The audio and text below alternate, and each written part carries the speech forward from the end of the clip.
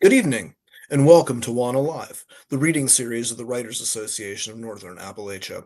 I'm your host, Damian Dressick. This is your other host. Christina Fasonic. So, how's it going, Damien? Well, we have snow to the Yes. degree that schools have been delayed but not closed. So it's sort of that sweet spot where nobody has to make up any days, but people do get to sleep in. At Mm. least they get to sleep in if the school district doesn't call you at 5:20 in the morning and make sure you're awake. Yeah, that sounds unpleasant. We did not get snow here, really. We just got ice. Ice. Yeah, ice. So tonight we have a new guest who hasn't been on for a while. And How is she a new guest if she's been on before? well, yeah, I guess she's a guest that hasn't been on for a while. Now, isn't this somebody who is near and dear to the people of West Virginia for their new book? Absolutely, yes. So let me introduce our guest tonight, and we'll bring her on. You ready? Me? Oh, yeah. Okay, so Laura Jackson is an environmental writer and humorist, a lifelong West Virginian. She holds an MFA from Chatham University in Pittsburgh. Her work has appeared in many places, including Terrain, Brevity, Hippocampus, Still, and Bayou Magazine. And she writes regularly for Wonderful West Virginia and West Virginia Living magazines. Laura's essay, The Imperfect Aquarist, was listed as notable in Best American Essays 2021. She lives in Wheeling, West Virginia, where she rescues homeless animals and spends time with her sons on mountains and in rivers, and sometimes with her friend Christina, who lives over the way. So, yes. How are you doing, Laura? I am doing well. How are you guys? We're good. I don't like the cold. And I know everybody complains about it, and people are like, you just have to deal with it. But I never deal with it. I'm never going to get over it, ever. Yeah, we need to get our skis. Damien, you ski, right? I do. It's time. It's time. Yes, I'm No, going to see, have my that's daughter try colder. her ski boots on. Yeah, but you're moving and when you're falling down an icy slope, you don't realize that you're cold. It's okay. I would still know it. I would still know it. Oh, stay in the hot tub and you can have drinks ready for us when we come off the slopes. No. Anyway, so tonight you are going to read from your newly released book. You want to tell us a little bit about that? Yes, absolutely. I'm super excited. It is called Deep and Wild. There is an opossum on the cover, and it is a collection of humorous essays about what it's like to be a West Virginian. And I wrote it for the people of West Virginia. And then I also wrote it for the people who don't know anything at all about West Virginia, because I always say we know what's so great about this place, but it's kind of like a fishbowl in that nobody else knows what's so great about this place or even really what we do here or why we're here. And so this book is sort of an attempt to share the wonderful things about this place that we love so much with those who don't quite get it. Or even that people don't even realize we are, in fact, a state unto ourselves. We are not Western Virginia. No, I mean, I even have like this example here. This is West Virginia. That And is. Laura Are and you I sure that's not an animal, is it? no, and Laura and I live in this part of Oh, Yeah. here's the other panhandle here, and this is the nice bloated belly of West Virginia. And I always say it that looks we're like a like beaver. this, yeah, we're up here. Yeah. And then here's the Eastern Panhandle, except this is reversed. So I have to do it like that. we're like a So you teapot. don't think it looks like a beaver? No. Put it back. See, because like the tail and everything sticking. You know what it looks like to me? It looks like my whole heart. And I know that Laura feels the same way. And one of the things that we do is try to elevate the beauty that is West Virginia. So that's what you're going to do tonight. So we will step off the stage and allow you to do your reading. All righty. Thank you so much. So this is an essay from the book called Finding My People. And in addition to being a WANA lover, I am also a member of West Virginia Writers, which is West Virginia's oldest and largest writing organization. And I'm on the board. And it's a great group too. And we've had some wonderful interactions with WANA. And I'm just so lucky to be part of both organizations. but this essay is about a meeting of West Virginia writers that I attended many, many years ago in the center of the state. Finding my people. If you happen to be driving through the heart of West Virginia, and by that I mean the geographic center of the state, you'll find yourself puttering through the small towns of Flatwoods and Sutton. There's an outlet mall where you can buy Fiesta wear, a colorful West Virginia export that draws plate-loving pilgrims from the far corners of the world. Sit in several oversized chairs shaped like the famous Flatwoods monster, and visit a museum dedicated to that particular cryptid. There's also a hotel and a convention center where I attended a West Virginia Writers Board meeting one September. West Virginia Writers is the largest writers organization in the state. They work to promote writing and West Virginia authors, and they gather every June for a conference in Ripley. I was still relatively new to the organization, and I'd volunteered to be the Northern Panhandle's regional representative. The state's other regional reps and I were to meet in the hotel lobby and join the board for our part of the session. I hadn't met any of the other reps, but it would be easy enough to find them. After all, writers aren't hard to spot. In any room, seek out the corner lurkers, the ones with sweeping eyes who look like they've been wearing someone else's pants all day, but only just realized it. Writers are gregarious and often giddy amongst each other, but alone they stand back and study whatever's going on. Think Sir David Attenborough in the Tanzanian bush, but with a latte rather than a spotting scope. You're far more likely to see a writer in that situation than the way they're portrayed in Hollywood movies, mildewing in a Spartan attic apartment with nothing more than a bed and typewriter. That's all wrong.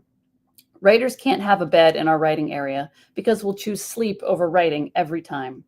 Spartan is inaccurate because it doesn't account for the 4 mismatched bookcases, 17 anthologies on the nightstand, 9 leather journals we can't bring ourselves to write in, and the 3 empty mugs with moldy tea bags on the desk.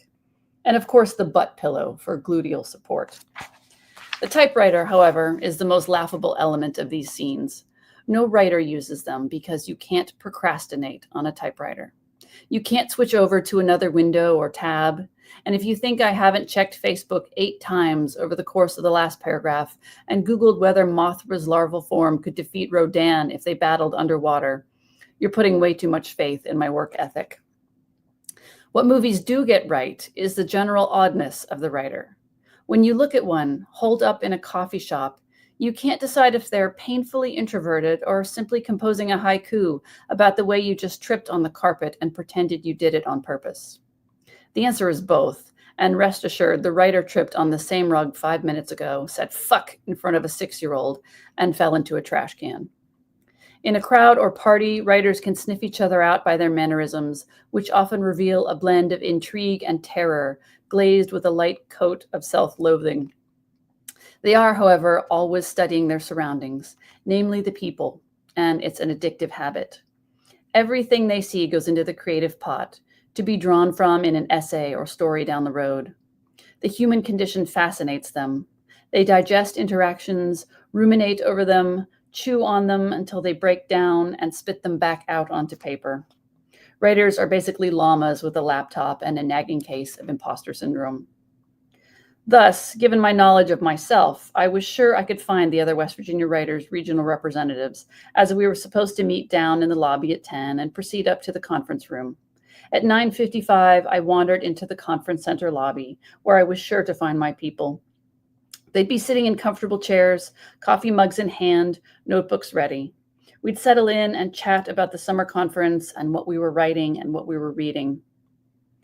To that end, West Virginia has no shortage of great writers.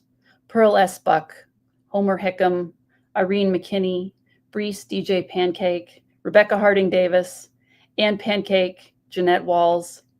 Many of them rose from humble beginnings, some from poverty. Appalachian writers are expected to write about our mountain culture, about our childhood struggles, our grandparents who never did get indoor plumbing, and the traditions of mining, hunting, and cooking up a mess of ramps and taters on Sundays. There's no shortage of creative works, of all genres, that dwell in this realm. Of late, however, a new chorus of voices is rising from West Virginia. Queer voices, voices of color, and the literary community is eager for it. But our West Virginianness still clings to us, and it's just off-putting enough to make us stand out. This is a weird state, backward and infuriating and stricken with addiction, obesity, and poverty. Everyone knows it, we most of all. And yet, in the synergy of heart and heartbreak, of pain and peace, we find ourselves tethered by our roots, our genes, and by this place, to something even a writer cannot always find the words to describe.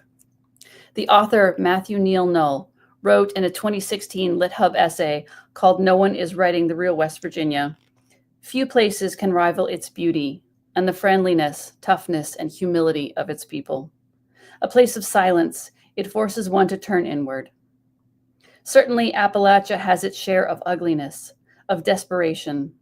Ours may seem like a miserable existence, and it can be. Sometimes the written accounts and the realities of growing up here are so overwhelming that readers from other places may miss the hope woven through each page, each story.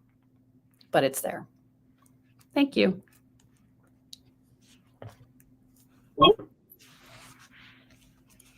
Damien, your sound is weird. I'll cut out, but It sounds like you're muted. I'm not. oh, there you are. I'm not muted. You're low. Yeah, it sounds low. You're low. What were you saying? Saying that was great. Oh, thank you.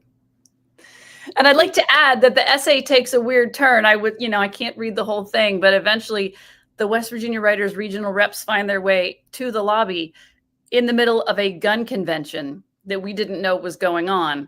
So, 5 introverted weirdos walk into a lobby with 400 people armed and ready and super gregarious. And so it was a hell of a thing. And I assure you that other pieces in this book are equally funny. Is that we learn about the DNA of Laura's West Virginia brown dog. This is true. This is true. Yes. And there are other bits in there too that are equally funny, including you trying to drive a camper, hauling a camper down a mountain road. And there's many expletives in that essay, which makes it even funnier. Someone told me that their mother-in-law read it and her response was, "I didn't realize the F word was going to be in this book." So fair warning, the F word is in this book a little bit. And Christina is also in the book too. She's in the opening essay. I am. Christina and the F word. Not at the same time. Ah. But I love this essay because it does speak to that idea of identity. It's one thing to be a writer, but then what does it mean to be a West Virginia writer? And then what does it mean to be a Northern Appalachian writer in that mix, especially in West Virginia, where we have to always be like triple the champions for ourselves as West Virginians, but also as writers as well. Absolutely. Absolutely. Anyone in the Northern Panhandle knows that we get mistaken for Pittsburghers or dismissed as Pittsburghers. Not that there's anything wrong with being a Pittsburgher, and sometimes it's great to be mistaken for a Pittsburgher. But when it's the rest of your state, when it's the Southern West Virginians going, "Oh, you're not real West Virginia," we bristle, we puff up like chickens. Yes, it's like West Virginia. The DMV says so. And we have to, suffer the consequences of being West Virginians. We should at least get to claim that as, because we want to. So you do have some comments over here. Karen Wyant says that she loves this essay so much. And I know she's read this book. And Donna says, wonderful essay and book. Thanks, Donna. And Jessica's on too. And she said, thanks for reading. Well, thanks for listening. So we were talking about this before we came on the show. Now that you've been doing this tour with the book, is there anything you just can't bear to talk about now at this point? Oh, man. And you're just kind of like, it's so good, but you still are like, I'm played out because I've talked about it so much. Well, it's funny because the things that I wouldn't say that I'm tired of talking about them, but the cousin enrichment thing. If anybody out there is West Virginian, you know that the minute we say out in the world, we're from West Virginia, someone says, "Oh my God, I have a cousin in Richmond." And I don't know why it's cousins and I don't know why it's Richmond, but it's always the same thing. And yes. I have had this discussion many, many times. And that is the thing that gets every single West Virginian in the audience nodding in agreement. It's true. Hands down. Everybody supposedly has a cousin in Richmond, and we've all heard it so many times. And as frustrating as that is, it's yet another thing that bonds us together. These idiosyncrasies that only we really understand and appreciate / despise. Yeah, well, and those know-it-all people who say things like, "Country Roads isn't even about West Virginia," and you have a whole bit on that in your book about talking about that song and why it's important to us. And I mean, we know that not all of it is about West Virginia, but that song is quintessentially West Virginia. I It mean, is. It is. Well, and tell the good folks about all the places you've heard you've heard that song in no fewer than 2 or 3 different countries in Europe, right? yeah, definitely in England and multiple places there, including London, and when we were in Greece. So, and in Puerto Rico, of course, but that's Yes. part of our country, but people knew it there. People know it everywhere I've ever gone. People, even if they don't know that much about like the different states in the country, if I say I'm from West Virginia, they always say West Virginia. And I'm like, yeah, that's it. That's my song. That's So it, because they all have a West Virginia. They may not know where West Virginia is, but the sentiment is universal. We all have a place that we call home and that we belong. And so many of us are not there, and we think wistfully upon those places when we're separated. we do miss it. And Holly says he's agreeing with us that that's when I wave my West Virginia map at him. And if you're from here, then you know that we have a little gang sign with our hand that we do. And I don't want to do it publicly, but it's a finger gesture, and there's a panhandle over here, and somewhere up here there's the northern panhandle, which yes, yeah, right. Yeah, that and we know each other for it, but it's also a way to tell people off when they that's right. do it wrong. Oh, and Phyllis has a comment. She says a gelato server started singing it to me in Rome. Oh gosh, I love it. And if there's one thing that it's done, I feel in some ways that people around the world love us more than the people in our own country sometimes. And there's got to be, I guess, some comfort in that in some way. It's the most popular song ever. That according to what I have read, it is the most popular song that has ever swept. It's swept the planet. It's everywhere, every country. Up there with Jingle Bells, man. Damien, I feel like I've talked too much in this little episode here. Would you like to add something? Oh, Sorry.